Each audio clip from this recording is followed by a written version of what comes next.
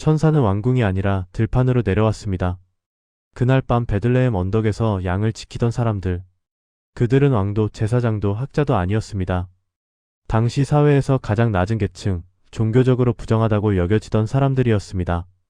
그런데 하나님은 인류 역사상 가장 중요한 소식을 가장 먼저 그들에게 전했습니다. 왜 첫 증인은 목자였을까요? 이것은 단순한 우연이 아닙니다. 복음의 방향성은 처음부터 아래를 향하고 있었습니다. 누가복음 2장 8절부터 20절까지의 이야기를 우리는 너무 잘 압니다. 크리스마스 때마다 듣는 이야기입니다. 천사가 나타나고 하늘의 군대가 찬양하고 목자들이 베들레헴으로 달려가는 장면. 아름답고 평화로운 이미지로 우리 머릿속에 자리 잡고 있습니다. 하지만 이 이야기가 당시 사람들에게 어떤 의미였는지 우리는 제대로 이해하고 있을까요? 먼저 질문 하나를 던져보겠습니다. 만약 당신이 인류를 구원할 메시아 탄생 소식을 전해야 한다면 누구에게 가장 먼저 알리겠습니까? 상식적으로 생각해보면 당연히 권력자들에게 먼저 알려야 하지 않겠습니까? 헤롯 왕에게, 대제사장에게, 사내들인 공회원들에게, 율법학자들에게. 이들이 소식을 받으면 온 나라에 빠르게 전파될 것입니다. 효율적이고 논리적인 방법입니다. 그런데 하나님은 정반대로 행동하십니다. 왕궁도 성전도 회당도 아닌 들판으로 천사를 보냅니다. 그것도 한밤중에 양을 지키고 있던 목자들에게. 왜 그랬을까요? 이 질문에 답하기 위해서는 먼저 당시 목자들이 어떤 사람들이었는지 정확히 알아야 합니다. 1세기 팔레스타인에서 목자는 직업 중에서도 최하위 계층에 속했습니다. 이것은 과장이 아닙니다. 역사 기록들이 이를 분명히 증언합니다. 미시나와 탈무드 같은 유대 문헌들을 보면 목자는 법정에서 증언할 자격조차 없는 사람들로 분류되어 있습니다. 왜 그랬을까요? 첫째, 목자들은 대부분 떠돌아다니는 삶을 살았습니다. 양떼를 따라 이동해야 했기 때문에 정착 생활이 불가능했습니다. 한 곳에 머물지 못한다는 것은 공동체의 일원이 되기 어렵다는 뜻입니다. 회당 예배에도 제대로 참석할 수 없었습니다. 안식일 준수도 사실상 불가능했습니다. 양은 안식일에도 돌봐야 하니까요. 둘째, 목자들은 타인의 소유물을 다루는 직업이었습니다. 자기 양을 치는 목자도 있었지만 대부분은 부유한 지주의 양떼를 관리하는 고용인이었습니다. 그런데 광야에서 양을 치다 보면 양이 죽거나 잃어버리는 일이 생깁니다. 그럴 때마다 주인과 분쟁이 발생했고 목자들은 항상 도둑으로 의심받았습니다. 실제로 일부 목자들은 주인의 양을 훔치거나 다른 사람의 땅에서 양을 방목하면서 작물을 망치기도 했습니다. 이런 일들이 반복되면서 목자 전체가 부정직한 사람들이라는 낙인이 찍혔습니다. 셋째, 가장 중요한 이유는 종교적 정결함의 문제였습니다. 유대교에서는 정결 법규가 매우 엄격했습니다. 레위기에 나오는 정결 규정들을 일상생활에서 지켜야 했습니다. 그런데 목자들은 이것이 구조적으로 불가능했습니다. 들판에서 생활하면서 온갖 부정한 것들과 접촉할 수밖에 없었습니다. 죽은 동물, 피, 배설물. 정결 의식을 위해 물로 씻어야 하는데 광야에 물이 어디 있습니까? 더 심각한 것은 출산 시즌이었습니다. 봄철 새끼 양들이 태어날 때 목자들은 출산을 돕고 양수와 피를 직접 다뤄야 했습니다. 레위기 법에 따르면 이런 것들은 모두 부정한 것입니다. 목자들은 직업상 계속 부정해질 수밖에 없었고 정결 의식을 제대로 행할 수도 없었습니다. 결과적으로 그들은 성전 제사에도 참여하기 어려웠고 종교 공동체에서 소외되었습니다. 이런 이유들로 인해 랍비들은 목자를 경멸스러운 직업 목록에 올려놓았습니다.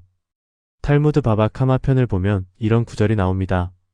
사람들은 목자나 세리나 세관원의 도움을 받아서는 안 된다. 왜냐하면 그들은 도둑으로 여겨지기 때문이다. 법정에서 목자의 증언은 받아들여지지 않았습니다. 심지어 목자의 딸과 결혼하는 것조차 권장되지 않았습니다. 역사가 요세푸스의 기록도 이를 뒷받침합니다. 그는 이집트인들이 히브리인들을 싫어한 이유 중 하나가 그들이 목자였기 때문이라고 기록했습니다. 창세기 46장 34절을 보면 애굽 사람은 다 목축을 가증히 여김이니라는 구절이 나옵니다. 이런 편견은 1세기에도 여전히 남아 있었습니다. 그러니까 천사가 목자들에게 나타났다는 것은 오늘날로 치면 어떤 의미일까요? 노숙자들에게 먼저 나타난 것과 비슷합니다. 아니, 단순히 가난한 사람이 아니라 사회적으로 신뢰받지 못하는 사람들, 종교적으로 배척당하는 사람들에게 나타난 것입니다. 범죄자 취급받는 사람들, 교회 출입조차 환영받지 못하는 사람들에게 먼저 복음을 전한 셈입니다. 그날 밤 들판의 상황을 상상해 보십시오. 베들레헴 언덕 깊은 밤입니다. 양떼는 우리 안에서 잠들어 있고 목자들은 교대로 망을 보고 있습니다. 추운 밤 공기 고요한 어둠. 멀리서 늑대 울음소리가 들립니다. 그들은 막대기를 손에 쥔 채 긴장을 늦추지 않습니다. 이들의 하루는 어땠을까요? 새벽 일찍 일어나 양떼를 이끌고 풀밭을 찾아다닙니다. 양들이 물을 마실 샘을 찾습니다. 한 마리라도 길을 잃으면 찾아 나섭니다. 양이 병들면 치료합니다.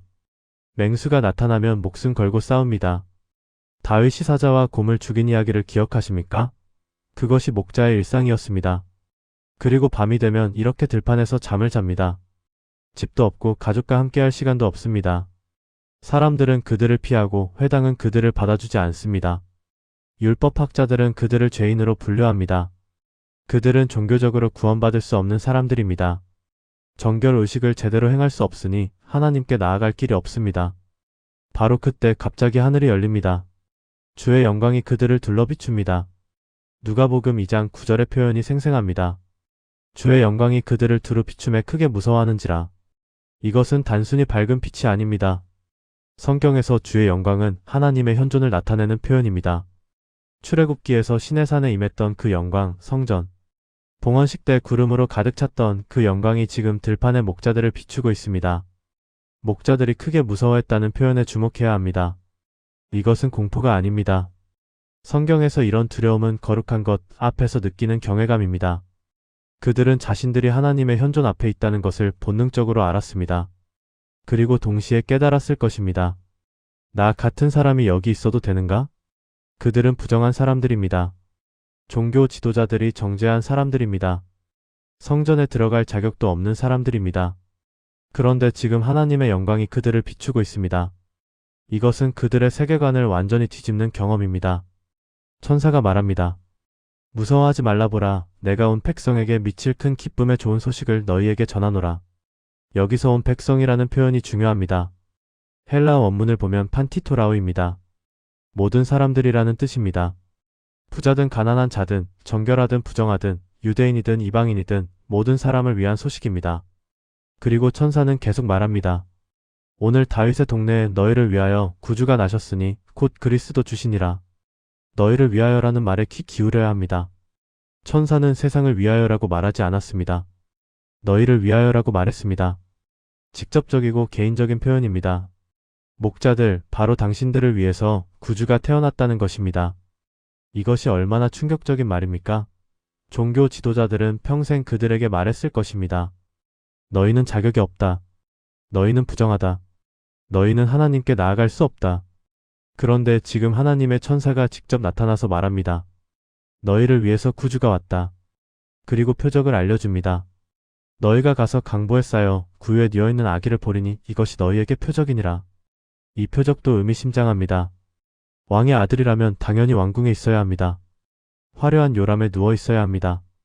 그런데 이 아기는 구유에 누워 있습니다. 동물들이 먹이를 먹는 그릇 말입니다. 이것은 우연이 아닙니다. 하나님은 일부러 예수님을 구유에 두셨습니다. 왜입니까? 목자들이 찾을 수 있도록 하기 위해서입니다. 만약 예수님이 어느 부유한 집의 안방에 누워 계셨다면 목자들이 어떻게 들어갈 수 있었겠습니까? 그들은 문전박대를 당했을 것입니다. 더러운 목자들은 들어올 수 없다는 말을 들었을 것입니다. 하지만 구유는 다릅니다. 구유는 가축 우리에 있습니다. 목자들에게는 가장 친숙한 장소입니다. 그들의 일터입니다. 양 우리와 다를 바 없는 곳입니다. 예수님은 목자들이 부담 없이 올 수 있는 곳에 누워 계셨습니다. 이것이 하나님의 배려입니다. 그 순간 하늘의 군대가 나타나 찬양합니다.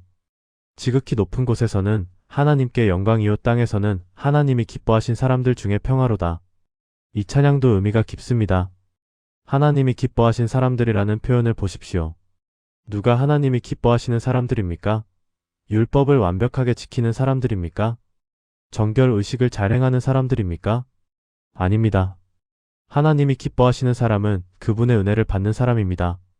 지금 이 목자들처럼 아무 자격 없이 그저 하나님의 선물을 받는 사람들입니다. 천사들의 찬양은 이것을 선포하고 있습니다. 하나님의 평화는 완벽한 사람들에게 가는 것이 아니라 하나님의 은혜를 받는 사람들에게 간다는 것을.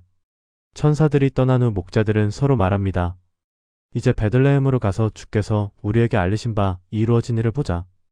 주목할 점은 그들이 주저하지 않았다는 것입니다. 우리 같은 사람이 가도 될까? 하고 망설이지 않았습니다. 그들은 천사의 말을 믿었습니다. 너희를 위하여 구주가 나셨다는 말을 믿었습니다. 그리고 급히 가서 아기를 찾았습니다. 누가는 급히라는 표현을 사용합니다. 그들은 뛰어갔습니다. 양 떼를 버려두고 갔을 수도 있습니다. 평소 같으면 절대 그럴 수 없는 일입니다. 양을 버리고 가면 주인에게 큰 문제가 생깁니다. 하지만 이 순간은 달랐습니다. 그들은 메시아를 만나러 가고 있었습니다. 베들레헴의 어느 마구간, 목자들은 그곳에서 아기를 발견합니다. 천사가 말한 대로 강보에 쌓여 구유에 누워있는 아기. 마리아와 요셉도 거기 있었습니다. 목자들은 천사가 자기들에게 말한 것을 전했습니다. 여기서 중요한 장면이 나옵니다. 누가복음 2장 18절입니다. 듣는 자가 다 목자들이 그들에게 말한 것들을 놀랍게 여기되 사람들이 놀랐습니다. 왜 놀랐을까요? 단순히 천사가 나타났다는 사실 때문만은 아닙니다. 목자들이 이 소식을 전했다는 사실 때문에 놀란 것입니다. 생각해 보십시오. 당시 사회에서 목자의 증언은 법적 효력이 없었습니다. 신뢰받지 못하는 사람들이었습니다. 그런데 하나님은 메시아 탄생의 첫 증인으로 바로 그들을 선택하셨습니다. 이것은 단순한 아이러니가 아닙니다. 하나님의 명확한 메시지입니다. 하나님은 세상의 기준으로 증인을 선택하지 않으십니다. 인간의 자격 요건으로 사람을 평가하지 않으십니다. 오히려 세상이 버린 사람들, 종교가 정죄한 사람들을 첫 번째로 부르십니다. 왜냐하면 복음은 자격 있는 자를 위한 것이 아니라 자격 없는 자를 위한 것이기 때문입니다. 마리아는 이 모든 일을 마음에 간직하고 깊이 생각했다고 기록되어 있습니다. 그녀도 이것의 의미를 알았을 것입니다. 자기 아들이 오신 이유를, 그분이 누구를 위해 오셨는지를 목자들을 통해 확인한 것입니다. 목자들은 돌아가면서 자기들이 듣고 본 모든 것에 대하여 하나님께 영광을 돌리고 찬송했습니다. 그들의 삶이 완전히 바뀌었습니다. 몇 시간 전만 해도 그들은 사회에서 버림받은 사람들, 종교적으로 소외된 사람들이었습니다. 하지만 이제 그들은 메시아를 본 첫 번째 증인이 되었습니다. 하나님의 구원을 직접 경험한 사람들이 되었습니다. 이 이야기를 여기까지 듣고 나면 우리는 중요한 질문과 마주하게 됩니다. 왜 하나님은 이런 방식을 선택하셨을까요? 왜 효율적이고 논리적인 방법 대신 이렇게 역설적인 방법을 택하셨을까요? 답은 복음의 본질에 있습니다. 복음은 인간의 업적에 대한 보상이 아닙니다. 종교적 의무를 완수한 자에게 주는 상이 아닙니다. 복음은 은혜입니다. 자격 없는 자에게 주어지는 선물입니다. 그리고 이것을 가장 명확하게 보여주는 방법은 가장 자격 없어 보이는 사람들에게 먼저 복음을 전하는 것입니다. 만약 천사가 왕에게 먼저 갔다면 어떻게 되었을까요? 사람들은 이렇게 생각했을 것입니다. 역시 중요한 소식은 중요한 사람들에게 먼저 가는구나. 구원도 특별한 사람들을 위한 것이겠지. 만약 천사가 대제사장에게 먼저 갔다면? 역시 구원은 종교적으로 자격 있는 사람들을 위한 것이구나. 하지만 하나님은 그 모든 예상을 깨뜨리십니다. 가장 낮은 곳, 가장 자격 없어 보이는 사람들에게 먼저 가심으로써 하나님은 선포하십니다. 내 구원은 인간의 자격과 무관하다. 내 은혜는 인간의 업적에 달려있지 않다. 사도 바울이 고린도전서 1장에서 이렇게 말한 것도 같은 맥락입니다. 하나님께서 세상에 미련한 것들을 택하사 지혜 있는 자들을 부끄럽게 하려 하시고 세상에 약한 것들을 택하사 강한 것들을 부끄럽게 하려 하시며 하나님께서 세상에 천한 것들과 멸시받는 것들과 없는 것들을 택하사 있는 것들을 패하려 하시나니 이는 아무 육체도 하나님 앞에서 자랑하지 못하게 하려 하심이라. 이것이 복음의 방법론입니다. 하나님은 의도적으로 세상이 무시하는 사람들을 선택하십니다. 왜냐하면 그래야 구원이 인간의 공로가 아니라 하나님의 은혜임이 명확해지기 때문입니다. 만약 훌륭한 사람들만 선택된다면 사람들은 자신의 훌륭함 때문에 선택받았다고 착각할 것입니다. 하지만 아무 자격 없는 사람들이 선택될 때 이것은 오직 하나님의 은혜라는 것이 분명해집니다. 그리고 이것은 예수님의 전체 사역을 관통하는 패턴입니다. 예수님은 누구와 함께 시간을 보내셨습니까? 세리들, 창녀들, 나병 환자들, 사마리아인들. 당시 사회에서 죄인으로 분류된 사람들, 종교적으로 부정하다고 여겨진 사람들이었습니다. 바리새인들이 예수님을 비난한 이유가 바로 그것이었습니다. 이 사람은 죄인들을 영접하고 그들과 함께 먹는다. 하지만 예수님은 이렇게 대답하셨습니다. 건강한 자에게는 의사가 쓸데없고 병든 자에게라야 쓸데있나니 나는 의인을 부르러 온 것이 아니요 죄인을 부르러 왔노라. 예수님의 사역은 성탄절 밤 목자들에게 나타난 천사로부터 이미 시작되었습니다. 복음의 방향성은 처음부터 분명했습니다. 위가 아니라 아래로, 중심이 아니라 주변으로, 아니라 밖으로. 이것은 구약의 패턴이기도 합니다. 하나님이 아브라함을 부르셨을 때 그는 메소포타미아의 위대한 왕이 아니었습니다. 그냥 한 유목민이었습니다. 모세를 부르셨을 때 그는 이집트 왕궁의 왕자가 아니라 광야에서 양을 치는 도망자였습니다. 다윗을 택하셨을 때도 마찬가지입니다. 그는 이새의 아들들 중 가장 어리고 보잘것없는 막내였습니다. 사무엘이 그를 만나러 왔을 때 그는 어디 있었습니까? 들판에서 양을 치고 있었습니다. 다윗이 목자였다는 사실이 이제 새로운 의미로 다가옵니다. 성탄절 밤의 목자들은 베들레헴 들판에서 양을 치고 있었습니다. 수백 년 전 다윗도 같은 베들레헴 들판에서 양을 치고 있었습니다. 그리고 이제 다윗의 자손이신 예수님이 목자들에게 가장 먼저 자신을 드러내십니다. 이것은 우연이 아닙니다. 하나님은 역사를 통해 일관된 메시지를 보내고 계십니다. 시편 23편에서 다윗은 여호와는 나의 목자신이라고 노래했습니다. 하나님을 목자로 묘사한 것입니다. 그리고 예수님은 자신을 선한 목자라고 부르셨습니다. 나는 선한 목자라. 선한 목자는 양들을 위하여 목숨을 버리거니와. 예수님은 목자의 이미지를 긍정적으로 사용하셨습니다. 왜냐하면 그분 자신이 목자들에게 오신 분이기 때문입니다. 이제 우리는 더 깊은 질문에 도달합니다. 하나님이 목자들을 첫 번째 증인으로 선택하신 것이 단지 그들에게만 의미 있는 일이었을까요? 아니면 모든 세대를 위한 메시지일까요? 당연히 후자입니다. 하나님은 이 사건을 통해 영원한 원칙을 보여주셨습니다. 복음은 항상 위에서 아래로 흐른다는 원칙입니다. 권력 있는 자에게서 무력한 자에게로, 부유한 자에게서 가난한 자에게로, 중심에서 주변으로 흐릅니다. 이것은 예수님의 가르침 전체와 일치합니다. 나중된 자로서 먼저 될 자가 있고 먼저 된 자로서 나중 될 자가 있느니라. 너희 중에 누구든지 크고자 하는 자는 너희를 섬기는 자가 되고 너희 중에 누구든지 으뜸이 되고자 하는 자는 너희 종이 되어야 하리라. 무릇 자기를 높이는 자는 낮아지고 자기를 낮추는 자는 높아지리라. 예수님은 이런 말씀들을 그냥 하신 것이 아닙니다. 그분 자신이 이것을 몸소 실천하셨습니다. 하나님의 아들이 인간이 되셨습니다. 그것도 왕으로 태어나신 것이 아니라 가난한 목수의 아들로 태어나셨습니다. 왕궁이 아니라 마구간에서, 요람이 아니라 구유에서 시작하셨습니다. 그리고 평생 낮은 곳에서 가난한 사람들과 병든 사람들과 죄인들과 함께 사셨습니다.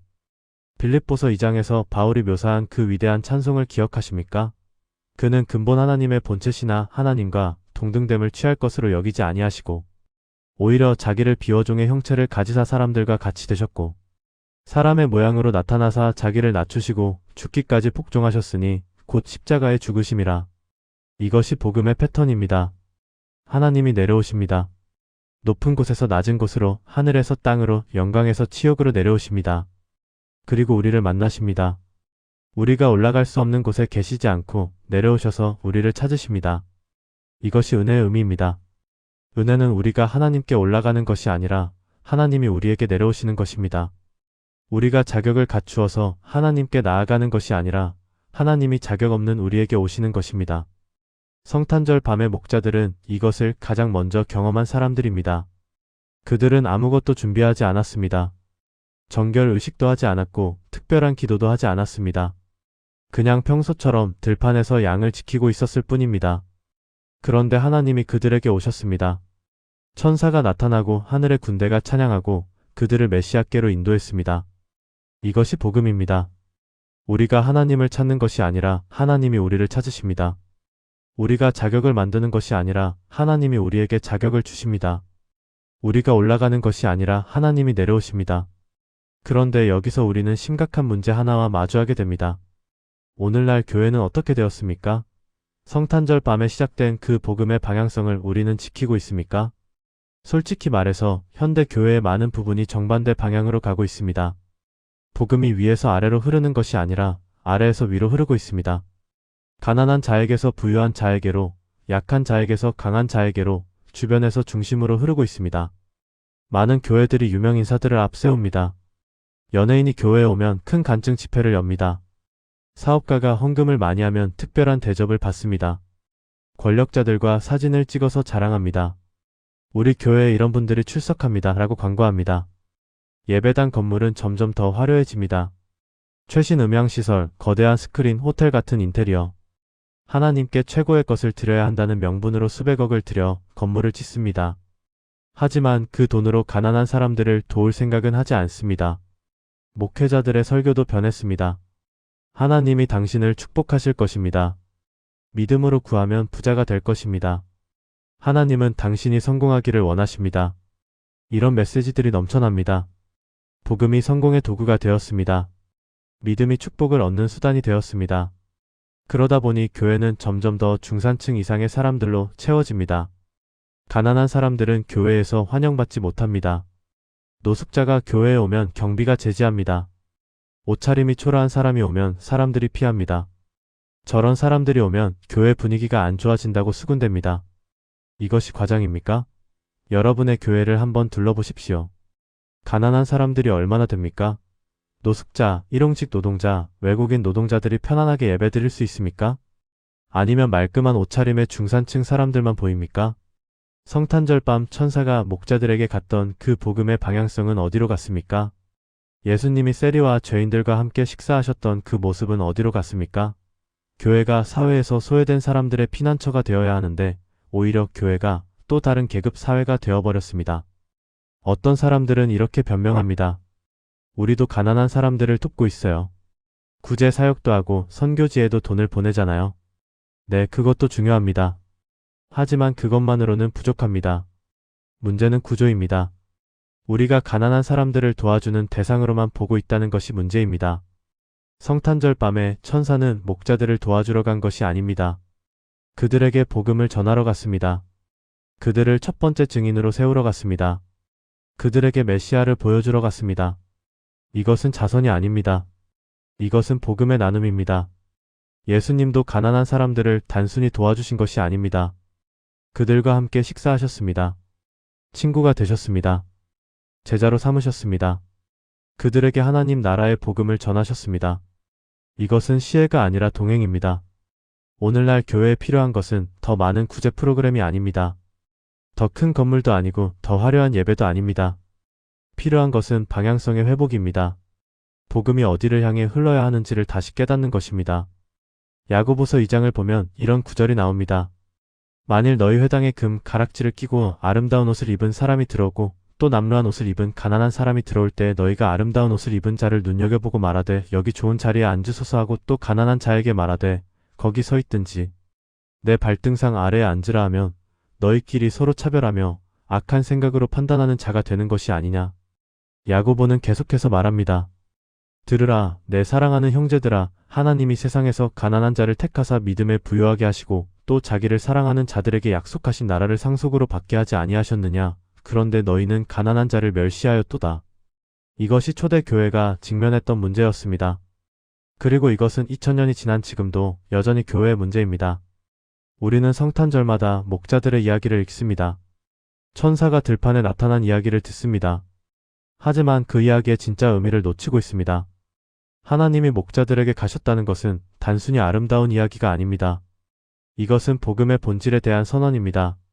하나님의 구원은 인간의 자격과 무관합니다. 하나님의 은혜는 인간의 계급을 따르지 않습니다. 오히려 하나님은 의도적으로 낮은 곳부터 시작하십니다.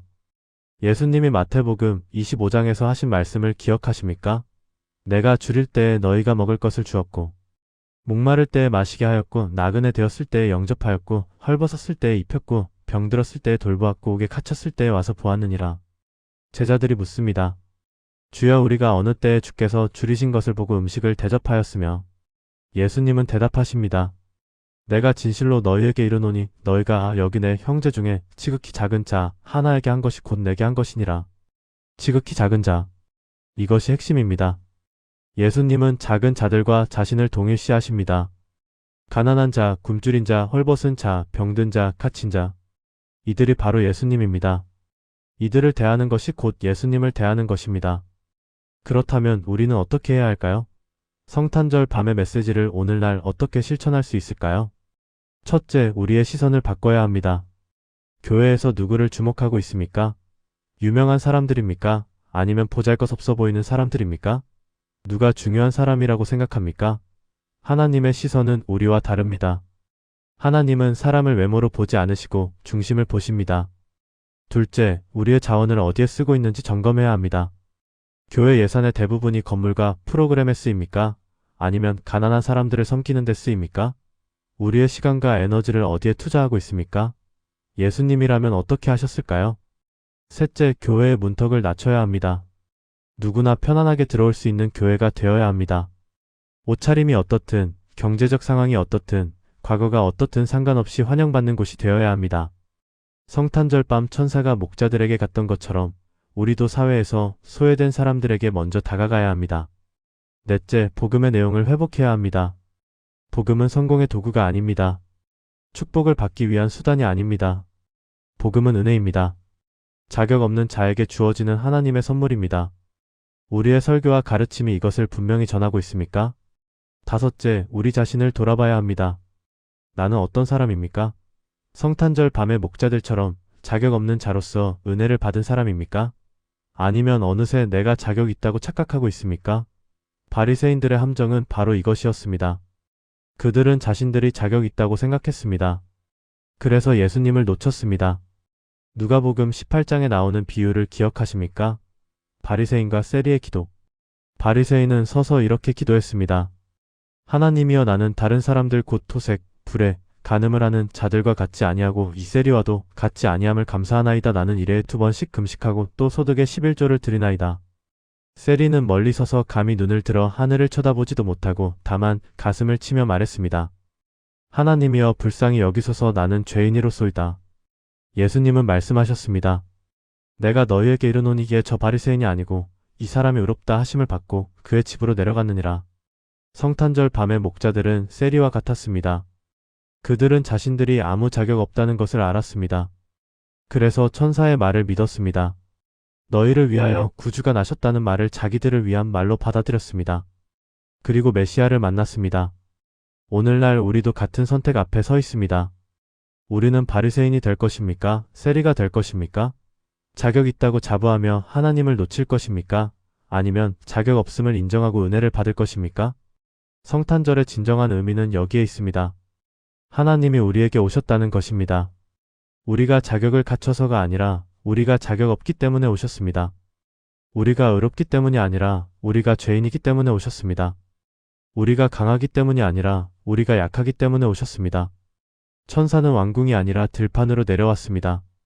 예수님은 요람이 아니라 구유에 누우셨습니다. 이것이 복음의 시작입니다. 그리고 이것이 복음의 전부입니다. 하나님은 낮은 곳으로, 가난한 곳으로, 소외된 곳으로 오십니다. 그리고 거기서 우리를 만나십니다. 성탄절 밤 베들레헴 들판에서 양을 지키던 목자들. 그들은 특별한 사람들이 아니었습니다. 오히려 평범하고 보잘것없는 사람들이었습니다. 하지만 바로 그렇기 때문에 하나님이 그들을 선택하셨습니다. 복음은 특별한 사람들을 위한 것이 아니라 평범한 사람들을 위한 것입니다. 의로운 사람들을 위한 것이 아니라 죄인들을 위한 것입니다. 자격 있는 사람들을 위한 것이 아니라 자격 없는 사람들을 위한 것입니다. 그리고 이 복음은 2000년이 지난 지금도 여전히 유효합니다. 오늘 이 시간 하나님은 여전히 낮은 곳을 찾아가십니다. 여전히 소외된 사람들을 부르십니다. 여전히 자격 없는 자들에게 은혜를 베푸십니다. 문제는 우리가 그것을 믿느냐, 그리고 우리의 삶으로 그것을 드러내느냐 하는 것입니다. 만약 우리가 진정으로 성탄절의 메시지를 이해했다면 우리의 교회는 달라져야 합니다. 우리의 삶이 달라져야 합니다. 우리의 우선순위가 달라져야 합니다. 우리는 위를 향해 올라가려는 세상의 흐름에 저항하고 아래를 향해 내려가는 복음의 흐름을 따라야 합니다. 예수님은 이렇게 말씀하셨습니다. 인자가 온 것은 섬김을 받으려 함이 아니라 도리어 섬기려 하고 자기 목숨을 많은 사람의 대속물로 주려 함이니라. 하나님의 아들도 섬기러 오셨다면 우리는 어떻게 해야 합니까? 당연히 우리도 섬겨야 합니다. 누구를 섬겨야 합니까? 성탄절 밤의 목자들 같은 사람들을, 세상이 무시하는 사람들을, 교회가 외면하는 사람들을 섬겨야 합니다. 이것이 쉬운 일은 아닙니다. 세상의 흐름을 거스르는 것이니까요. 하지만 이것이 복음의 길입니다. 예수님이 걸으신 길입니다. 그리고 놀랍게도 이 길을 걸을 때 우리는 진정한 기쁨을 발견하게 됩니다. 성탄절 밤 목자들이 경험했던 그 기쁨을 우리도 경험하게 됩니다. 목자들은 베들레헴에서 돌아오면서 하나님께 영광을 돌리고 찬송했다고 기록되어 있습니다. 그들의 삶이 바뀌었습니다. 그들은 여전히 목자였고 여전히 사회의 최하층이었을 것입니다. 외적 상황은 변하지 않았습니다. 하지만 그들 안에 무언가가 바뀌었습니다. 그들은 하나님이 자기들을 사랑하신다는 것을 알았습니다. 자격 없는 자기들을 선택하셨다는 것을 경험했습니다. 그래서 기뻐할 수밖에 없었습니다. 이것이 복음이 주는 기쁨입니다. 조건적인 기쁨이 아닙니다. 내가 잘해서, 내가 자격이 있어서 기쁜 것이 아닙니다. 하나님이 나를 사랑하신다. 하나님이 나를 선택하셨다는 무조건적인 은혜에서 오는 기쁨입니다. 이 기쁨은 환경에 좌우되지 않습니다. 가난해도 병들어도 실패해도 여전히 기뻐할 수 있습니다. 왜냐하면 이 기쁨의 근원이 내 안에 있는 것이 아니라 하나님께 있기 때문입니다. 성탄절 밤 천사가 목자들에게 전한 메시지를 다시 한번 들어봅시다. 무서워하지 말라보라. 내가 온 백성에게 미칠 큰 기쁨의 좋은 소식을 너희에게 전하노라. 오늘 다윗의 동네에 너희를 위하여 구주가 나셨으니 곧 그리스도 주시니라. 너희를 위하여. 이 말씀이 오늘 우리에게도 들립니까? 우리를 위하여 구주가 나셨습니다. 자격 없는 우리를 위하여, 죄인인 우리를 위하여, 연약한 우리를 위하여. 이것이 성탄절의 메시지입니다. 그리고 이 메시지를 받은 사람들은 변화됩니다. 목자들처럼 하나님께 영광을 돌리고 찬송하게 됩니다. 그리고 다른 사람들에게 이 소식을 전하게 됩니다. 그들이 돌아가면서 자기들이 듣고 본 것을 다른 사람들에게 말했던 것처럼 우리도 우리가 경험한 은혜를 나누게 됩니다. 특히 누구에게 나누게 될까요? 당연히 우리와 같은 사람들에게, 자격 없다고 느끼는 사람들에게, 소외되어 있다고 생각하는 사람들에게 나누게 됩니다. 나도 너처럼 자격 없었어. 하지만 하나님이 나를 찾아오셨어. 너도 똑같아. 하나님은 너를 위해서도 오셨어. 이것이 복음이 전파되는 방식입니다. 위에서 아래로, 중심에서 주변으로, 한 사람에서 다른 사람으로 퍼져나갑니다. 그리고 이렇게 복음이 퍼질 때 교회는 진정한 교회가 됩니다. 모든 사람을 환영하는 곳, 모든 사람이 은혜를 경험하는 곳, 모든 사람이 하나님의 사랑을 느끼는 곳이 됩니다. 성탄절은 단순히 예수님의 생일을 기념하는 날이 아닙니다. 복음의 방향성을 다시 확인하는 날입니다. 하나님이 어디를 향해 오셨는지, 누구를 위해 오셨는지를 기억하는 날입니다. 그리고 우리도 그 방향으로 살기로 다짐하는 날입니다. 천사는 왕궁이 아니라 들판으로 내려왔습니다. 이것이 시작이었습니다. 그리고 이것이 오늘날까지 계속되어야 할 방향입니다. 우리의 교회가, 우리의 삶이 이 방향을 따르고 있습니까? 아니면 세상의 방식을 따라 위로 올라가려고 하고 있습니까? 이 질문에 정직하게 답할 수 있기를 바랍니다. 그리고 필요하다면 방향을 바꿀 수 있기를 바랍니다. 성탄절 밤의 목자들처럼 우리도 하나님의 은혜를 경험하고 그 은혜를 다른 사람들과 나누는 삶을 살 수 있기를 바랍니다. 복음은 여전히 아래를 향합니다. 낮은 곳을 향합니다. 소외된 곳을 향합니다. 그리고 거기서 우리를 만나십니다. 이것이 성탄절의 메시지입니다. 이것이 우리가 기억해야 할 진리입니다. 여러분, 오늘 이 영상이 도움이 되셨다면 구독과 좋아요를 눌러주시기 바랍니다. 이 메시지가 더 많은 사람들에게 전해질 수 있도록 함께 해주십시오. 감사합니다.